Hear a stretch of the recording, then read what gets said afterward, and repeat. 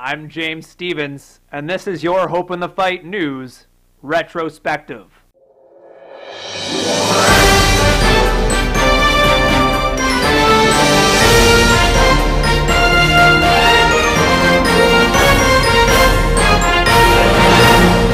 Broadcasting from atop the Hope in the Fight Sky studio, live for the first time in Technicolor, this is an HITF News Retrospective. The year is 1981, and the first HIV infection has been spotted in North America. Originally represented heavily among clusters of homosexual males, HIV in North America was in fact at one time labeled as gay-related immune deficiency. Of course, with increased knowledge among the scientific community, it was eventually discovered that HIV does not discriminate and in fact had existed elsewhere in the world since at least 1959.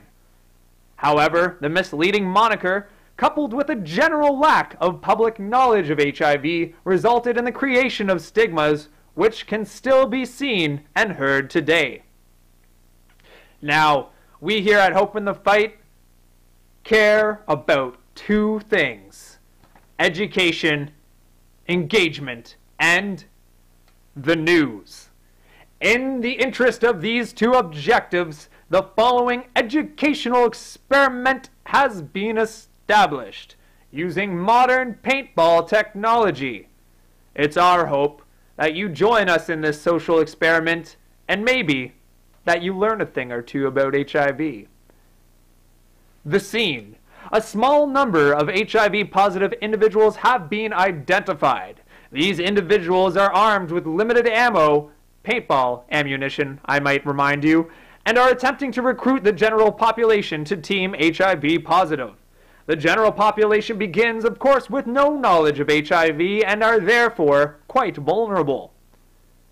These unarmed players must make their way across the playing area from the starting point to a knowledge cache, where they will gain knowledge, and in this case, paintball guns and paintball ammunition. Once armed, the non-infected team may begin to start to combat HIV using their newfound knowledge. Here are the general rules. Game starts with 3 HIV-positive individuals containing very limited paintball ammunition. They're midfield, and the non-infected players must make their way unarmed past these armed individuals in order to obtain their paintball markers and ammunition.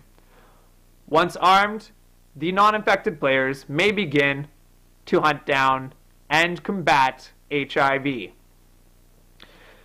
If an HIV-positive player is shot, they are out. If a non-infected player is shot, they then join Team HIV-positive and the infection spreads.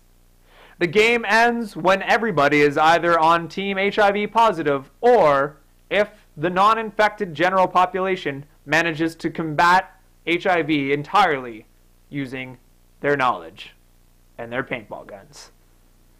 Well, we hope that you enjoy joining us on August 4th at the Hope in the Fight AIDS Engagement, where you will learn about HIV, about paintball, and maybe just a little bit about yourself.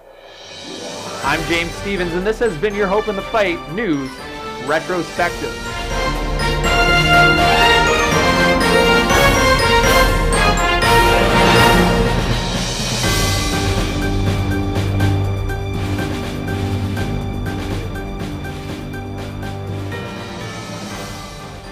Need a light.